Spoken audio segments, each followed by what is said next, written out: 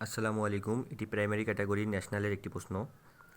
এককালে একটা দূরের গ্রামে ৪২ জন মানুষ বাস করত। তাদের প্রত্যেকেই হয় সবসময় সত্যি বলতো অথবা সবসময় মিথ্যা বলতো। একদিন এক আগন্তুক তাদের প্রত্যেককে জিজ্ঞেস করলো, তোমাদের মধ্যে কতজন মিথ্যাবাদী? তারা কেউই সরাসরি উত্তর দিল না, কিন্তু তাদের মধ্যে ২৬ জন বলল যে মিথ্যেবাদীর সংখ্যা বিজোড়। বাকি ১৬ জন বলল মিথ্যেবাদীর সংখ্যা জোড়। তাদের মধ্যে কতজন মিথ্যেবাদী? এখন ধরে নেই ২৬ জন সত্যবাদী, অর্থাৎ এরা সত্য কথা বলেছে, অর্থাৎ মিথ্যাবাদীর সংখ্যা বিজোড়। এরা বলেছিল মিথ্যাবাদীর সংখ্যা বিজোড়। ২৬ জন সত্যবাদী হলে মিথ্যাবাদী হবে ৪২ মাইনাস ২৬, অর্থাৎ বাকি যারা আছে, অর্থাৎ ১৬ জন।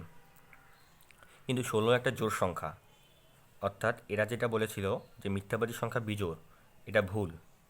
যদি এরা সত্যবাদী হতো তাহলে তাদের বলার কথাটি সত্য হতো, অর্থাৎ একটা বিজোড় সংখ্যা আসতো। কিন্তু যেহেতু আসেনি, তার মানে এরা সত্য কথা বলেনি, এরা মিথ্যাবাদী, অর্থাৎ মিথ্যাবাদীর সংখ্যা হবে ২৬। এটাই উত্তর।